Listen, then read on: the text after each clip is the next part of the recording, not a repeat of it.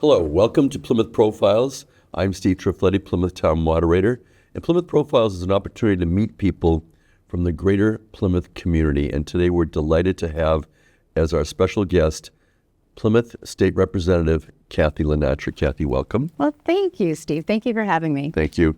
And Kathy, since I said Plymouth, but you actually have the 12th district, tell us what towns are covered by that. Sure. So I represent 6 towns. I represent all of Kingston, all of Plimpton, 5 precincts in Plymouth, 1 in Halifax, 1 in Middleborough, and 1 in Pembroke.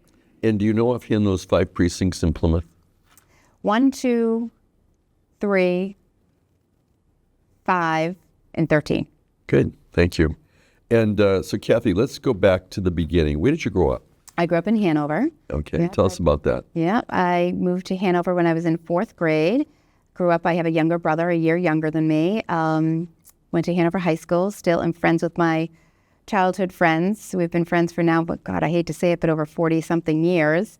Do you do reunions? I just had a class reunion. So it's interesting. We had a reunion. It was the first one in many, and it was an off year. I think it's our 37th year or something like that. And it's great. Growing up in Hanover, which is kind of a small town, we only had like 195 in our graduating class. We've all kept touch, which is nice. And now with social media, you can keep touch on Facebook. So it's great.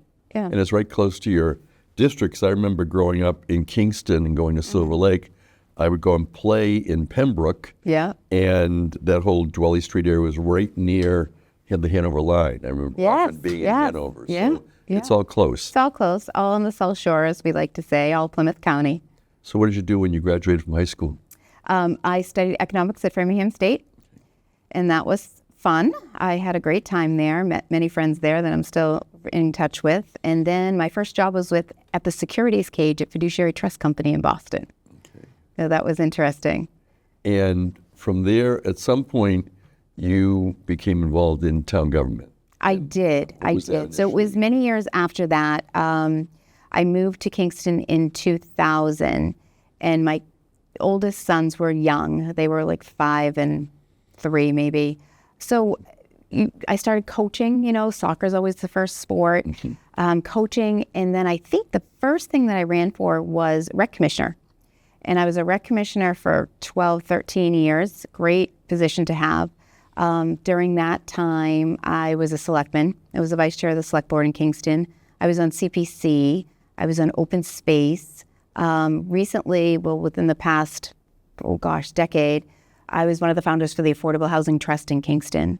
So I've always been involved in the town, volunteered at the senior center for at least 20 years, calling bingo with our friend Tom that works here, Meals on Wheels. It's just, I come from public service. My parents always gave back, and that's how I was brought up. So, and with young kids, you want to be involved with the town, right? So that's how it all started. And not everybody can do some of those things. I applaud you for coaching. I never coached. I was usually part of the parent group that supported the team. Yes, yes. Kind of use our talents where we have them. I don't have them as coaching. So it's great that you would do that and do the Recreation Commission. So being a member of the Board of Selectmen, that certainly would give someone good background and training for moving on to be a state representative. It does. Initially, so I went in somewhat blind. I was asked to run for select board. And at first it didn't interest me. But then I went to, I would go to the meetings and watch them on PAC TV and ran for that. And it does. The more questions you ask, the more you learn, right? So I asked lots of questions. Some of the people on the board had been on the board for a long time and kind of mentored me, which was great. But it does give you it gives you how local government works, how your municipality works. So in Kingston, we have open town meeting, which you do not hear in Plymouth. So when I became a state rep, that was interesting to learn too. So each step you learn so much more, like every day is a learning experience. But I really enjoyed my time on the select board. I did give that up, not right away when I became state rep, but when the next election cycle came up. And you mentioned you live in Kingston now with 2 children? Yes. I have 4 children altogether. Okay. Actually, Lydia's a freshman at Fairfield now. So Jack, our youngest, is home. He's a senior at Silver Lake. And the other 2 are on their way and flying free. Yeah, good. That's terrific. Yeah. And you live there with your husband? I do. I do. What does he do? So my husband is in law enforcement. He's a sergeant on the police department in Kingston. Before that, he was a detective in the gang unit in New York City. And a lot of people don't know that. So he was there for 9/11. He was one of the rescue workers. Wow. Mm-hmm. And he's healthy?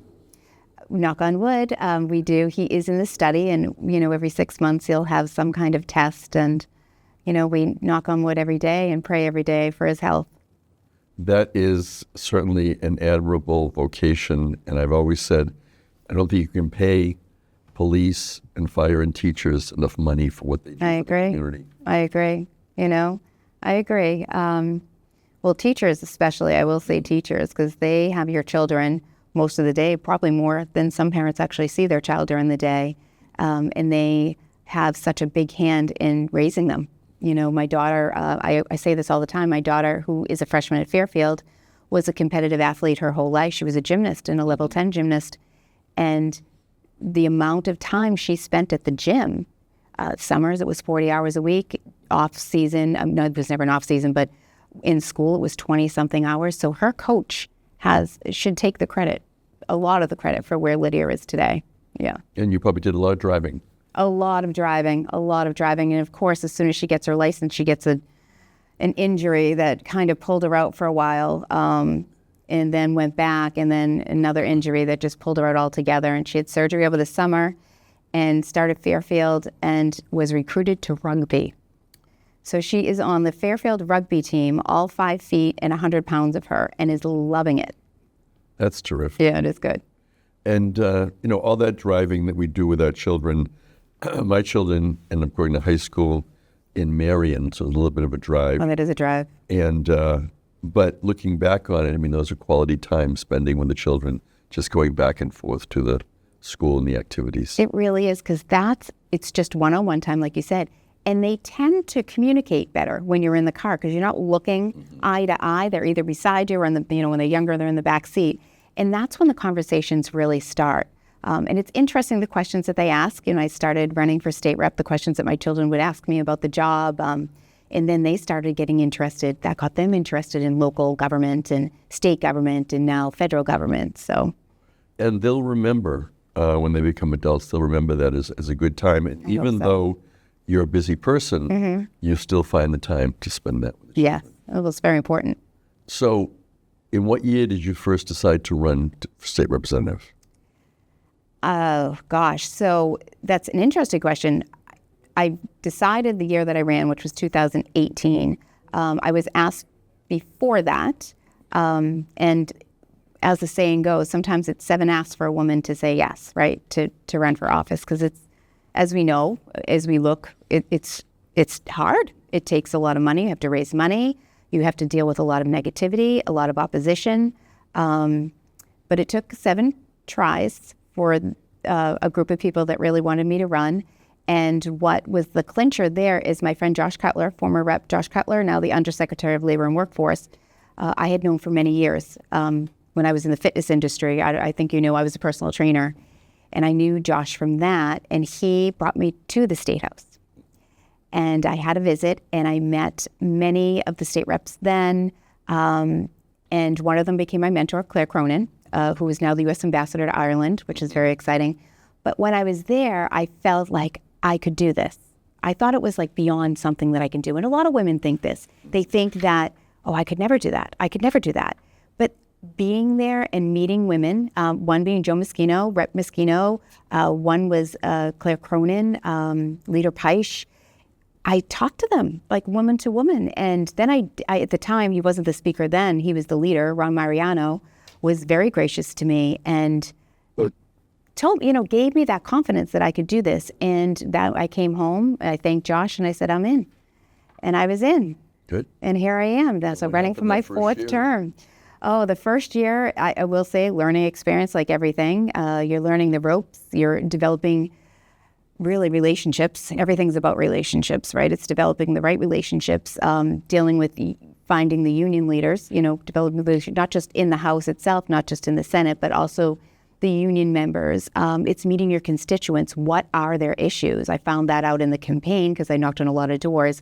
What's important? What are they talking about at their kitchen table?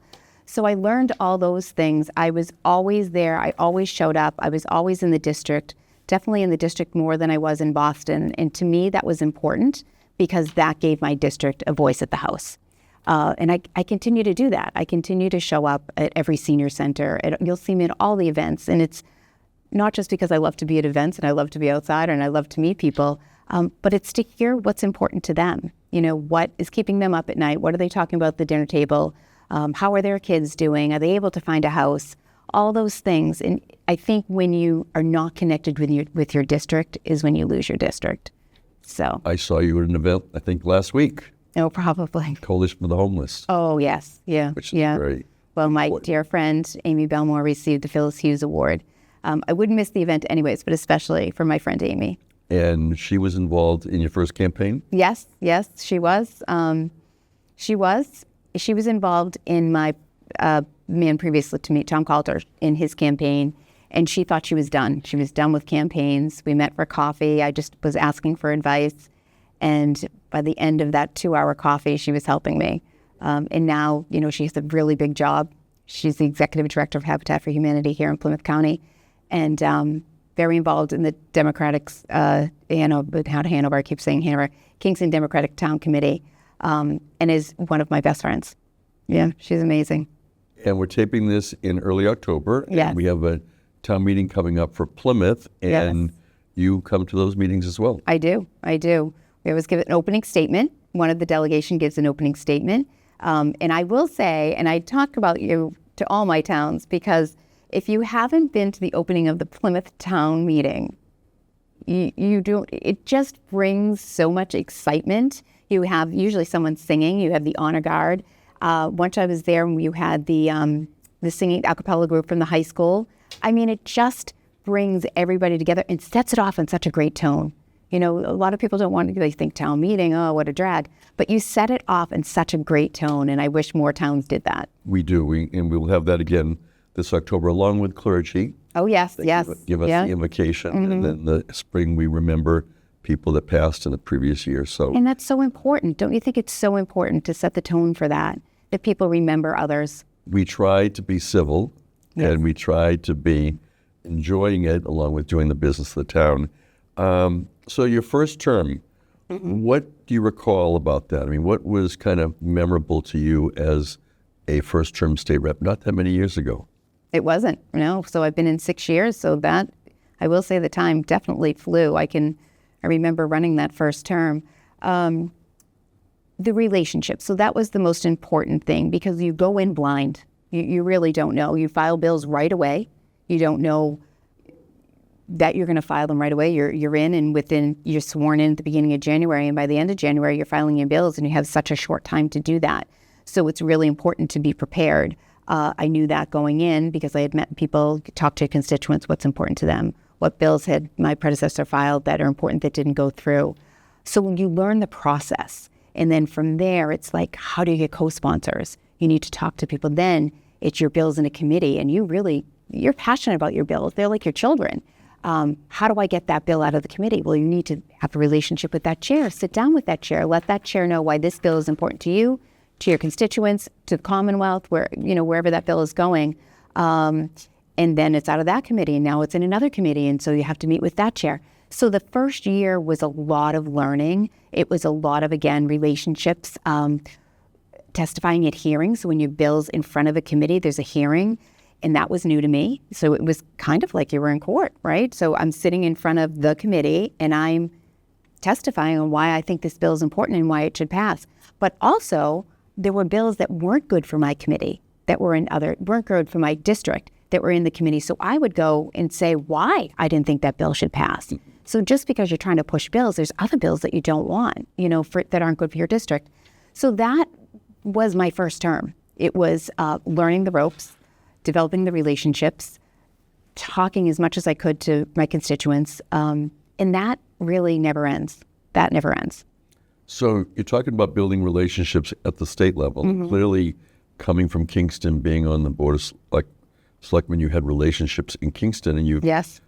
we've seen you at Plymouth Town Meeting. But what have you done with all of your communities in terms of building relationships with some of the leaders? Oh, well, that's very important, right? because when the budget comes, we're able to put in earmarks, and I like to put in an earmark for every town in my community. So I like to meet with my leaders, so my town managers, my select boards, my council on aging directors. That's very important. I meet with right now we have a problem with Silver Lake. It's down 3 feet. So I meet with the water commissioners, conservation, but it's important to meet with them again, it's like meeting with the constituents because they are my constituents as well. What's important to that town? What are their needs?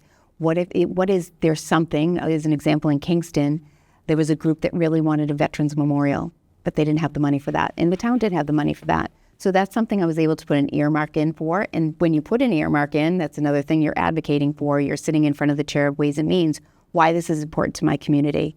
And we were able to get that. So that is turned into such a beautiful thing. It's right in front of the townhouse, and people go there just to look.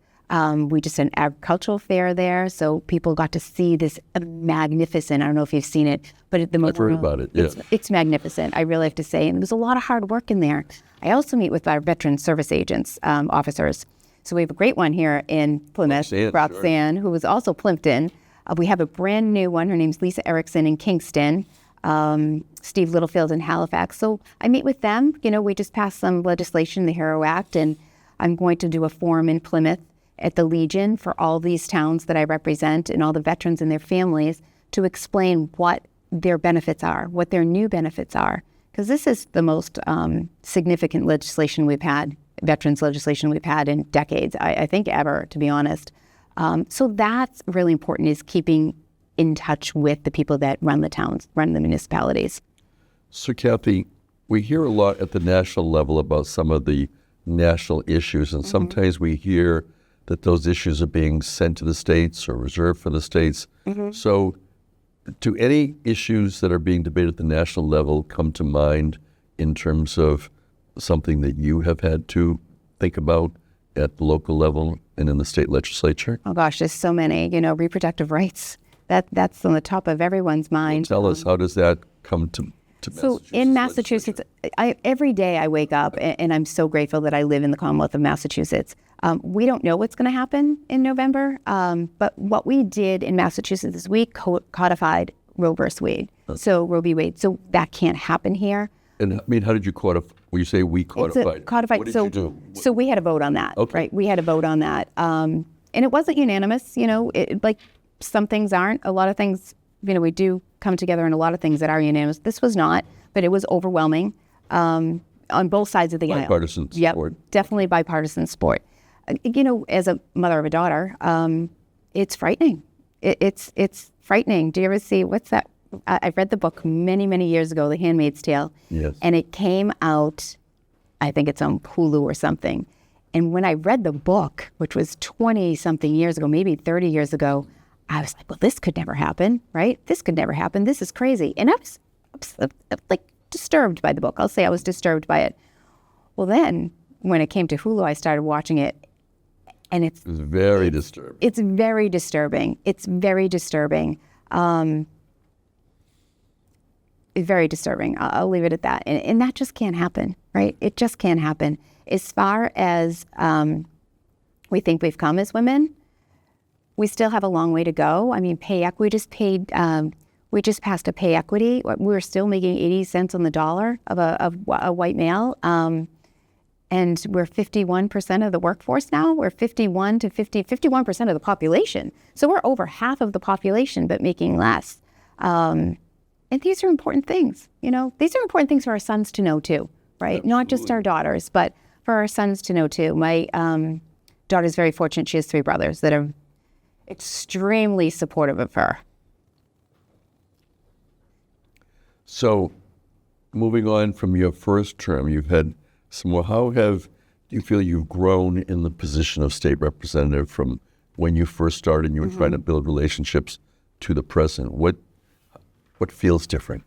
It feels, well, I don't know if I mentioned, but I'm the Vice Chair of Healthcare Finance, and this was a pivotal year to be on that committee with the Stewart Hospital debacle, which can never happen again. We passed legislation in the House to ensure that will never happen again.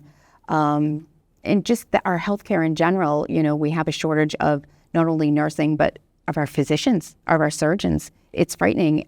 Many people have lost their primary care physician, and to get another one is sometimes impossible. I'm still on that hunt right now myself. And my physician was my age, and she, after COVID, she was done. Mm-hmm. She was done. So I feel like I have a seat at the table now. My voice is more so of asking questions, which I still do. I give my input more. I'm chairing those meetings now, those hearings. I was fortunate enough to chair a Ways and Means hearing this last session and to listen to the stakeholders. So I feel like I've grown that way with the role. I've definitely grown with this role, and there's so much more to grow with. Next session, I'm hoping to be a chair of one of those committees. Not Ways, I mean, I'd love to be the chair of Ways and Means, but I'm sure that's a far off. But of healthcare finance or economic development, I'm on that committee as well. So I've definitely grown in this role. I mentor people now. I still have I still have my mentors, but now I also have mentees. And that is very gratifying to be able to give back, because someone reached down and grabbed my hand, and I'm doing the same thing. So I want to continue to do that. Now, you mentioned that your district changed. So why did it change? So every 10 years, because of the census, we redistrict. So what happened here is I gained another precinct in Plymouth, which I love. So now I have downtown Plymouth, where it's all happening, right? Where it all began, as one of our friends says. Precinct 3, where it all began. They have a bumper sticker. So Duxbury, I had a precinct in Duxbury previously, and that has now shifted to a precinct in Pembroke. And the way the population went, I lost a precinct in Halifax. So I only have one precinct in Halifax as opposed to all of Halifax. So I share towns. I share Plymouth with Representative Muratori. Middlebury, actually share with 2 representatives. And I did share Pembroke and Halifax with former Rep. Cutler. It's an open seat now.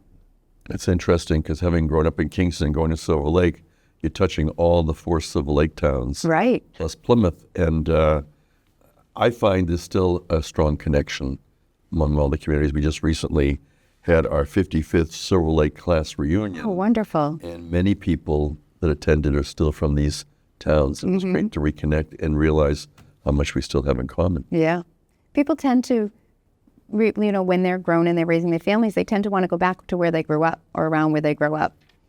So you mentioned in these communities you share some with other state representatives. How does that work out? It actually works out really well. So this is the great thing about the Commonwealth of Massachusetts House of Representatives is, we have the Democrats and we have Republicans, and we have one that is independent, Susanna Whips. And we don't necessarily agree on everything. We don't necessarily vote on everything the same way, but we do, in the higher percentage, come together for a unanimous vote. And when it comes to sharing a district or sharing a town, we both want what's best for our town. So we call it bringing home the bacon.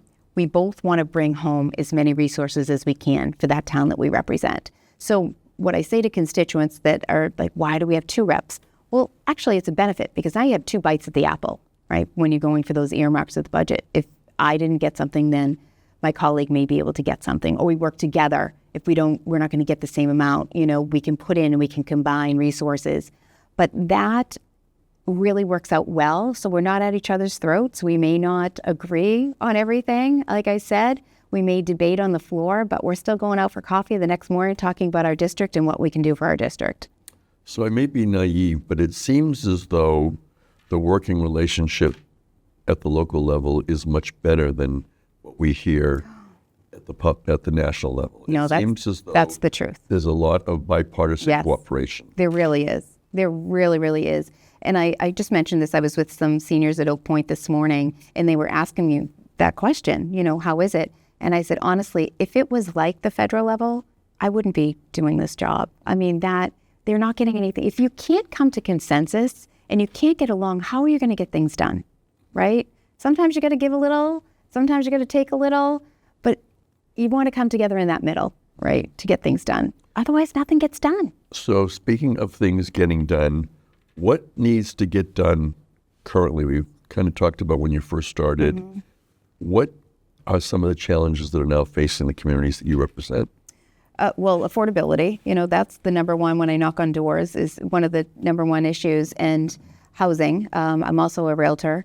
So as you've seen, the market, there's nothing on the market. And if it's on the market, it's so overpriced. So we passed the Affordable Home Act, which has some great things in that to help deal with that issue. We're still going to have to deal with a lot more, but we're taking steps so that my children can come back here, and afford a home and have a home, right? There's, again, nothing on the market. The other day I was looking at Kingston and there were like 8 homes on the market, which is ridiculous. But, ADUs, accessory dwelling units, by right in your yard, I think that's going to help our older population that we're trying to downsize but can't afford to find something that they can live in a 55 plus. Here in Plymouth, we have so many 55 plus, but they're out of reach for a lot of people. So I think that did pass in Plymouth. Yeah, it did pass in Plymouth. So I think that's going to be helpful. It has my parents close by, but yet they still have their independence. But if they need something, you're right there. And it's good for our younger people, too, if they're just coming out of college or they're out of a trade or a trade school and they can't yet afford to purchase a home. It gives them an opportunity to be independent instead of living in your basement, right? Be independent, maybe pay a small rent or whatever they're going to do, but give them an opportunity to save up. I think we should look into home savings plans for first-time buyers. I think that would be really beneficial. But these are things we're bringing more funding for our housing authorities, right? We need that. They need upkeep too. They've been neglected for a long period of time because of funding. So there's a lot of things in that bill that I think is going to start generating some more homes and some more affordable homes. Not saying this is the cure-all for everything, but it's a step. And we need some steps. I just, again, mentioned that I was with some teens from Oak Point, and they were talking about tiny home neighborhoods, and that Maine is now doing that as they just passed a law that they can have those legally. I didn't know they were not legal, they're doing them in Canada. They're doing them across the country, as well as Scandinavia was one of them, because they were like yurts, he was telling me. But I mean, those are great communities we need a community for our veterans, right? A neighborhood for our veterans. If we need a neighborhood for our older people, for our younger people, for our homeless people, for people struggling with addiction. These are some things that we can do to bring people together and bring in services for them. So I'm hoping these are other things that we're going to work on. Now I'm going to go on a tangent, but other things that we're going to work on. So in the recent primary election, yes, I had the opportunity because I was sitting at WATD doing some anchoring on election night. I had the opportunity to talk to most of all the candidates who were in the primary, both Democrats and Republicans. Mm-hmm. And I was struck by the fact that in all cases, universally, when I asked them about what was the issue that seemed to resonate with voters the most, they all said what you just said. We didn't talk about this before we came on camera, but it was affordable housing. Yeah. And second, affordability in general. Affordability in general. I didn't really think that was necessarily going to be the number one issue, but like you, they're all knocking on doors, and that's what they're nearing. Being involved in the senior community for a while, I've been hearing this for decades, over a decade, I should say. They want to downsize, and they just can't afford to, but they can't afford to keep up the house that they have. So, and we did have that, when interest rates were 2.25%, that was great, but we still didn't have a lot of homes. And if there was a home, because my son was looking at that time, there were 15 to 30 offers on that home, and it was going $50,000 to $75,000 over. And I'm talking about a house. His range was like $450 was his top range. I mean, even the homes that are much more expensive are going hundreds of thousands of dollars over. So it knocks out so many people. So that's definitely been on everyone's mind. And of course, the migrant issue, right? Immigration. And most people aren't aware that really it's a federal issue, right? There was a bill that could have passed that closed the border. It didn't pass. Bipartisan bill, didn't pass. This could all be, under control. But where we have nothing to do with that, we had some families move in, most of them from Haiti. Most of them, they're all under protected status, temporary protected status, the asylum, and they needed a place to stay. And we were overrun. We're a right to shelter state, which means that we will not have a pregnant woman or children, a family, on the street at night. That was something they put in place in the 80s, and I don't think it was intended to have an influx of migrants come in, but this is who we are in the Commonwealth of Massachusetts. We're going to take care of babies, and we're going to take care of pregnant women. We're not going to leave them on the street at night. It's not something that's sustainable for a long period of time. We've made some reforms to the right to shelter law, and we will probably make more reforms to that. But right now, what we're working on with the federal government is to get them to working papers so they can start working. We have a lot of jobs that need to be filled, and these people want to work. So we've been working on that. And people are concerned. You know, they hear some frightful things from the federal government or on the news, and honestly, a lot of it's just not true. It's not true. The population that we have here are families, and these families left a broken state of Haiti, and they want to better their lives with their children, and they want to work, and they want to be independent, and they want to give back.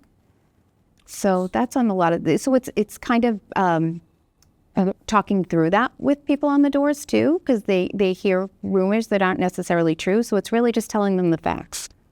So we've heard unemployment is at low levels. Right. How is the overall Massachusetts economy, and how are our taxes doing? So another thing that we passed this session was the largest tax break ever. We did a lot of the estate tax. We doubled, right? So it was $1 million, and now it's $2 million, which was so well needed. You know, the prices It makes of homes. sense. We do that in our law practice. Yeah. Absolutely, it makes sense. There's just so many. We stopped the cliff effect with that as well. It's the senior circuit breaker, right? Like 12 to 2,400, we doubled. There's just so many things that we've done to help people in their homes, like where they're Homestead at. Act. Yeah, the Homestead Act, yes. I mean, there's a whole list of things that we've done that people forget because they're hearing like, oh, taxes, but we just had a major tax cut. People forget that, right? We had a major tax cut. We're hearing you. We understand that taxes are too high and you're struggling. So that's why we put together with the governor this major tax cut. The economy, from what I hear and see, and from the revenue coming into the Commonwealth, has increased. You know, we did have a big dip, what was frightening for all of us. But we're During COVID. Yeah, during COVID. I mean, we forget COVID, the lost years, right? That was a really tough time for everybody. But we all survived, and now we're breaking ourselves out of that. And we're at the Commonwealth of Massachusetts. We're going to move on, and we're going to strive, and that's what we're going to continue to do. So this year, are there any particular issues or committees on which you're working that going forward have some important things to accomplish? Again, healthcare finance. Healthcare is just, we're in crisis right now in healthcare, in long-term care too. We did pass a bill to overhaul our long-term healthcare, especially during COVID. If we go back to COVID, the things that we were missing, it needs a stricter oversight, staffing, lots of issues there. So healthcare finance is going to be such an important committee going forward. Ways and Means is the top committee. You know, that's the money. That's where the money is. So they always have an important role in being on that committee. Is a very important role that I don't take lightly. Economic development, we really need to dig into our small businesses because they were really affected by COVID and they're still struggling. They're struggling with having to be open and not being able to afford to have staff, right? So it's just them. It's just them there as much as they can be. And we want to help that. You know, we want to relieve some of that stress. Luckily here in Plymouth, you know, being a tourist area, we have the cruise ship that comes in that's really boosted the economy down here in downtown Plymouth. So things like that, that I've sat in meetings in, little things that we can do to help them. The outside dining's really helped the restaurants in downtown Plymouth. So economic development works on things like that. There is a small business committee as well that I work with the chair very well with. But those are things that I want to continue to work on. Affordability, of course, housing has always been important to me. But, you know, we need to keep making steps. We've made some, but we need to make further steps. What would be an average week for you? Oh, boy. I don't have an average week. So every week is very different. Some start at 6 o'clock in the morning and don't end until 10 a.m. the next day. We were in session from July 31st. We went into session 10 a.m. and we didn't get out until 10:30 a.m. August 1st. That's crazy. So I would never allow that. That's crazy. Meeting, oh, my goodness. And those who've been in the chamber know it's very cold in there. So, but, you know, I'm in the district a lot. I'm in Boston. My district is vast. So I have Middleborough to downtown Plymouth, right? That's like a 45-minute ride. So, and I was in Middleborough today. But I am going nonstop. It's nights, weekends, it's days. But I love it, Steve. I love it. I wouldn't do it if I didn't love it. And if I didn't feel like I was making a difference, I wouldn't do it either. If I thought somebody could do it better, then I would step aside or encourage them to run. But I think I have a lot more to give, a lot more to accomplish, and I love my job. I think it's important when you like your job. We talked about the relationships with the local officials. At the state level, you're the legislative branch. Yes. What about the executive branch? How are those relationships?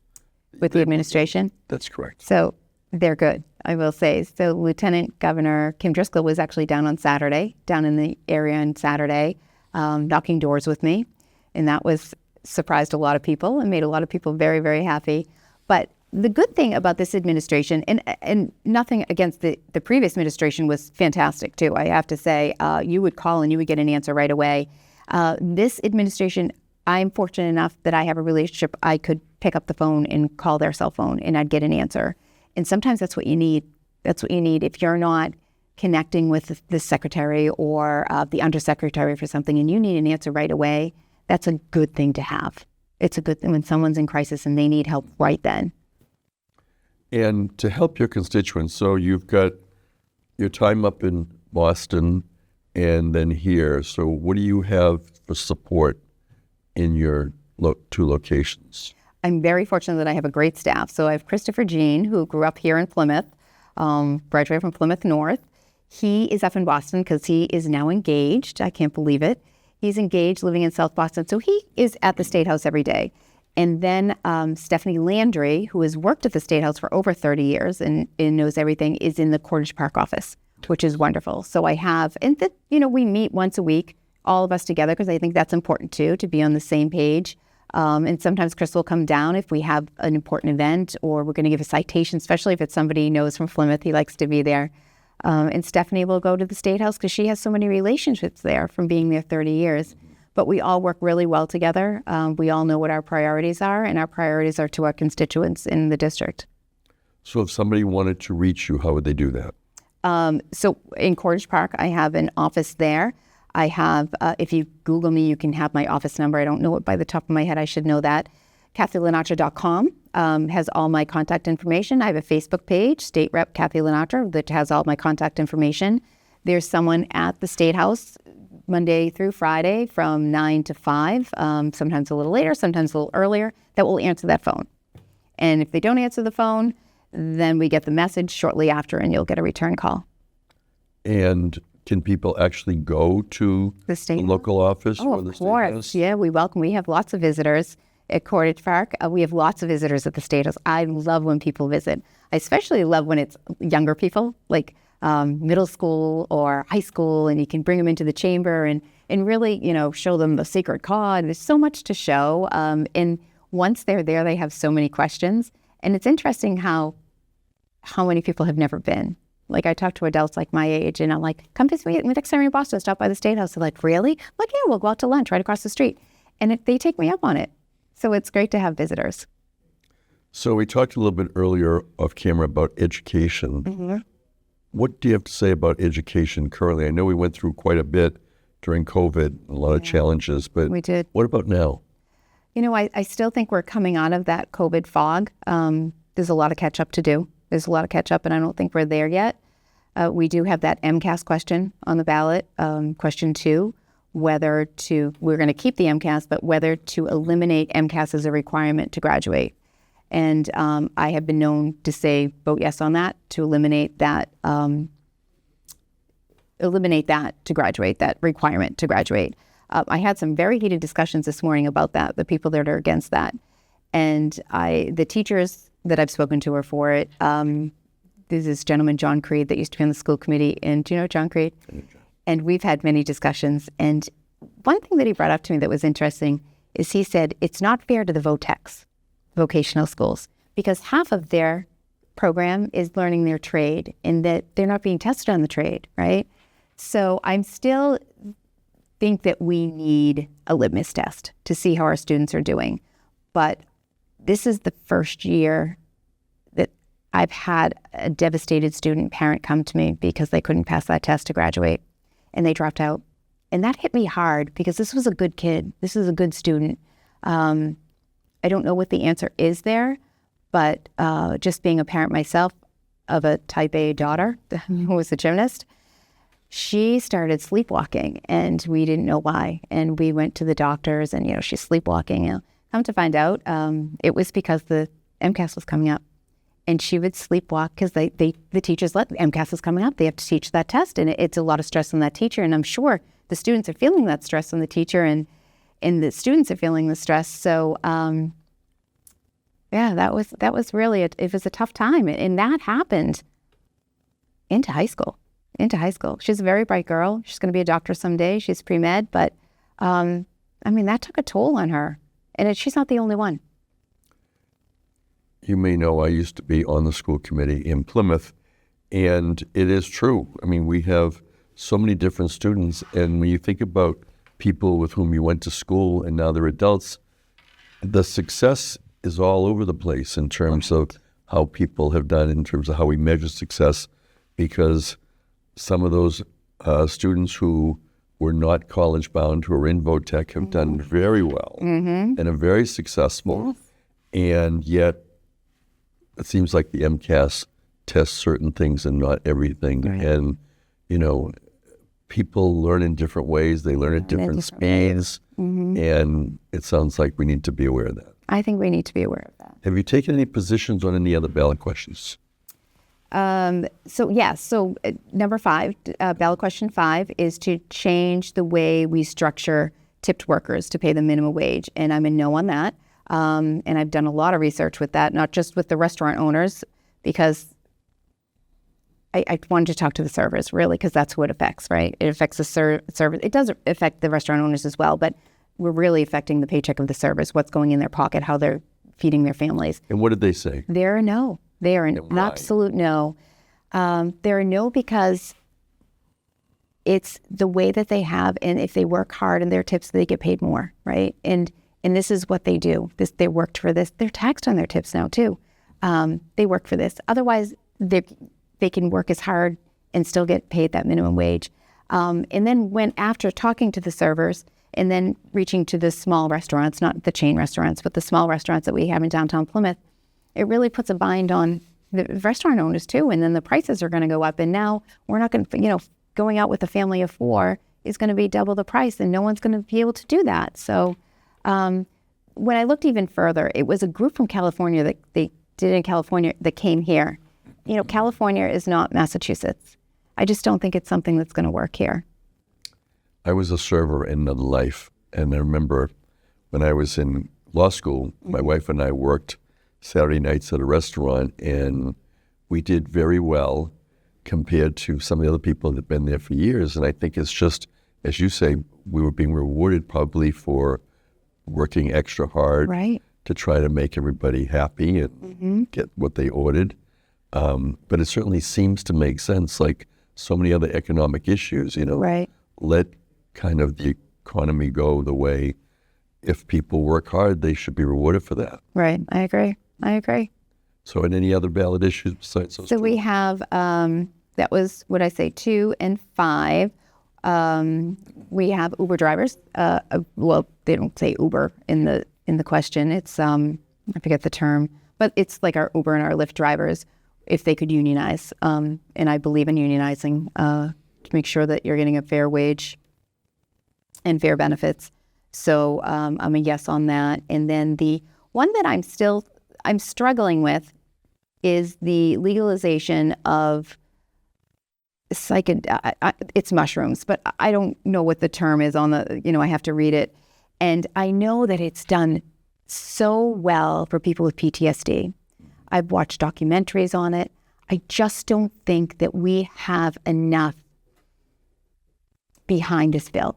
I don't think we looked into it enough to legalize it, and it's costly. So for someone, you would have a guide, I believe they call them, to go on this journey with this medication of this drug, and you're paying that guide like $1,500. So, and what makes that guide capable of doing that? Where's the training for that? So I think we need to look into that further. I do think they've made great strides with PTSD from the documentaries that I've seen, but I think we need to look into that much further. It's a tough issue. I mean, I It is a support tough issue. the legalization of marijuana, although I know of cases where there are people that shouldn't be using it because when they use it, they have some psychosis sometimes, particularly if they mix it with alcohol or other medication, particularly some people who have mental health challenges. So it's not for all, but certainly is good medically for some. Right, exactly. Maybe the same is true with the mushrooms in terms of if there's some that medically would benefit as compared to those, but it seems as though that's even riskier. Yeah, it is very risky from what I've seen in those documentaries. You have to have the right guide. That's like mostly important with that. So I just need to learn a little bit more, and I think that we need to learn a little bit more as a society, as a Commonwealth, before we pass that. So is that something you do? I mean, as a state rep, do you listen, research, prepare? Tell us about that. I do, especially if it's something I've never heard of before. I do ask a lot of questions, and because there's two sides to every story, right? And then, we maybe say the truth is in the middle somewhere. And I pride myself on listening to both sides. I'm definitely not a one-sided person. I listen to everybody, and then I like to get everybody's input before I make my decision. But sometimes you really just need to do research on your own too. You listen to opinions, but you got to really get into the facts, right? You can listen to opinions and they're not always factual, but it's very important to me to find out the facts. So we're taping this in 2024. In 2024. And as you look forward and you're again running for re-election, what are some of the things that you hope to accomplish if you're re-elected? When I'm re-elected, Steve, when I'm re-elected, I like to be positive. I would like to really get, we just talked about those tiny homes. I think after talking to this gentleman this morning, it's a bill I think I would like to file. I have some bills that I would like to file. One of the bills that I filed with my friend Jay Creed, who works for the Sheriff's Department, is the Officer Wellness Bill. And it has been voted out of committee favorably this session, but it never really hit the floor. And I'd really like to work on that. I think it's so important. What Jay and I say together, he had a traumatic incident when he was not on duty. He was out to dinner with his wife for his birthday dinner in Taunton. And I can't remember, it was like a chain restaurant. And someone came in with a knife and stabbed the hostess and started stabbing people. And he had his service, he had a gun on him because he's in law enforcement and had to shoot that person, and that person died. And I think as law enforcement and as first responders, they see so many traumatic things, and people think that it doesn't affect them, and they feel that they can't let that affect them, so they stifle, right? And that makes them a hurt person. And we always say that hurt people hurt people. It's Jay and I say that. So what this bill does, it makes sure that they get the help that they need, that they get the therapy that they need, that they follow up with the family. This is, Jay said, if he didn't have that, he wouldn't have survived. He just found himself one day on his bathroom floor shaking incredibly, and it saved his life. That help saved his life. And a lot of people, especially I have to say our older generation, my generation, right? We're so stoic and nothing bothers us that I don't need the help. I'm fine. Well, you're not fine. That's affecting your family life. It's affecting everything around you, and you could have a better life. So this guarantees that they get the help, and the help's there, and it again follows through. So that's something I really want to look at, and the stigma of that. Our first responders and our public safety people, that they're like this, right? We don't want them like this. They're human beings, and they have families, and they have children, and yes, these things affect them, but let's get them the help. So that's really one of the things I want to look at. Coincidentally, yesterday I was at my weekly Rotary meeting, and Plymouth Police Department, Greg LaPaulo, who's an officer, has a comfort dog. And the comfort dog, it is a golden door, and he had the dog with him. So it's not a service dog. Right. It's a comfort dog to help deal with situations like the one you told about with the knife and the stabbing, where people are just challenged with mental health issues, and the comfort dog can be very helpful. So again, it's a way to kind of look at innovative, different solutions to a problem that we have. Yeah, a lot of the towns have comfort dogs now, and they bring them into the schools. We just had a tragic death of a student at Silver Lake. They brought the comfort dogs in for the students.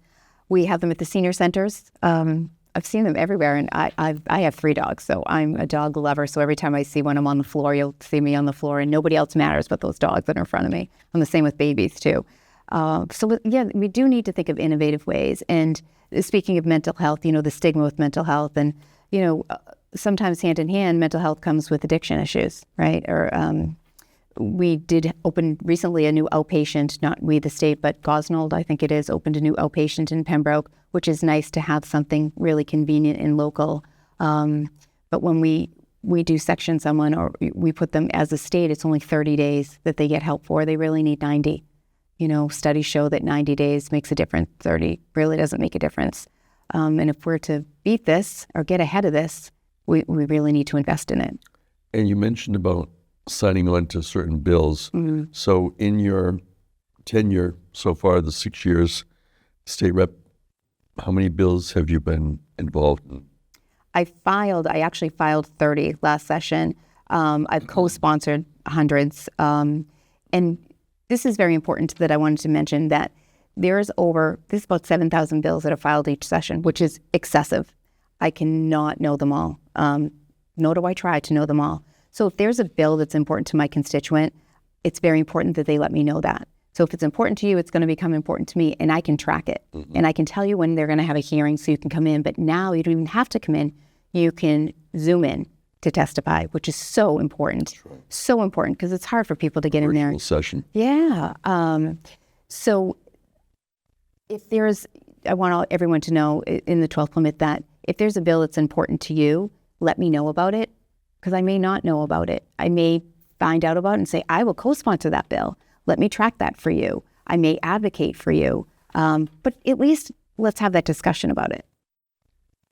So, Kathy, one of the things that people may not know about you are just some of your personal interests. We're hearing about your background growing up in Hanover and serving in Kingston town government and now state rep. But what are some of the personal things that you enjoy? And I'm just going to kind of throw out to start something of which I'm aware, because as you may know, I have a trainer that you know well. Yes. And I understand you were recently playing golf with her wife in Emotica. So you'd be surprised. I get my information about my elected officials from sometimes the most surprising places. Yes. So I picked up golf, I want to say it's my 4th year, and have always been an athlete my entire life. Played softball well into my 40s, and never thought golf was for me. I thought it was boring, it's a long day. Well, I started playing with Ann and another friend of mine, and Doc Olson. Do you know Doc Olson? I know Doc Olson, sure. I just played with him on Sunday morning, and I have to say I'm obsessed. Ann would tell you I'm obsessed. But I play with the best, which is, well, she's terrific. She's terrific. Right. She's a coach. Coach for the school. Doc's been playing like his entire life. So and he's in his 80s. He's in his 80s. So when you're talking about the older generation, I mean, you're young. Well, the place I go, I'm one of the youngest people. That's why I love it. The group. So I belong to this little group. It's called the Players Club, and it's Squirrel Run in Village Links, and we play very early in the morning. Sometimes I play with one of my golf partners. We're the first to tee off at 6:50 in the morning. And the reason I love those courses, not only because of Dave Moore, who's the golf pro there, but I'm done in 2 hours. And I walk. I have my little cart, and I get my exercise. And some days I'm horrific, and some days I think I'm going to be a golf pro in my next chapter in life. And it's something that just keeps you coming back. And I love it. And we play as long as we can play. Like, we're in my 3/4 North Face, the air muffs, the whole bit. I just love the game of golf. Well, and it's important to stay active. Yes. Oh, yes. Yeah. So along with golf, what else? What else do you like to do? Oh, geez. I like to do a lot of different things. I'm a big reader, avid reader. I read every chance I get. Unfortunately, it keeps me up till 3 o'clock in the morning because I don't have the chance to read now during the day. It's when I go to bed. And I love spending time with my family. We do Sunday Fun Day, so we try to do a game. Now that Lydia's playing rugby, they stream it. So, instead of like a Sunday football, we do Sunday rugby, and we have snacks. And I still, again, have the same friends since 4th grade, and we try to do an outing once a month. We're going to do Maureen Hancock this month. And my dad passed away 2 years ago, but I'm very close to my mom, and we try to do things. So I think just being with my friends and family makes me happy, and doing silly things or games. We're a big game family, and golf and reading, and all that fun stuff.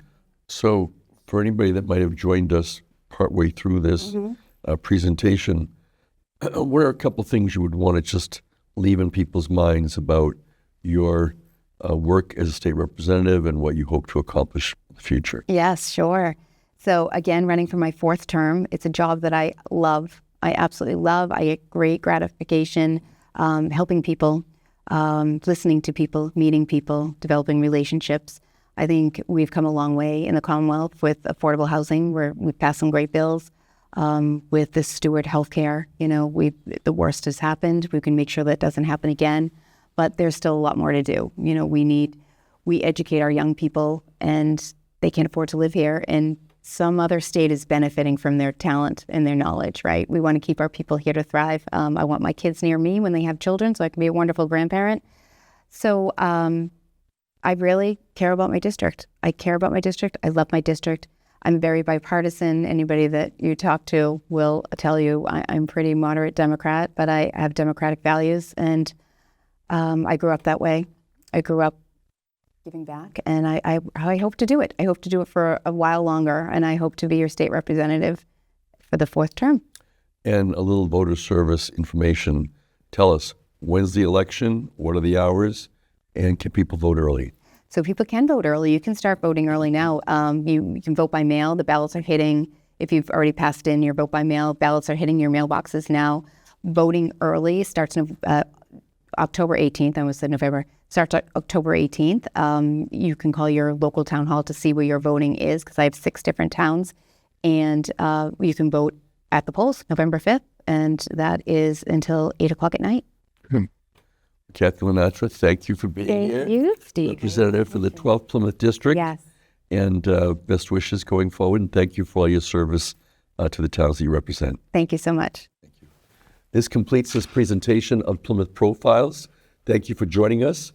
And we hope that you'll join us for future presentations as we have an opportunity to have conversations with people from the greater Plymouth area. I'm Steve Triffletti, Plymouth Town Moderator. And also, for those of you that are watching in October, join us at Plymouth Town Meeting, Saturday, October 19th.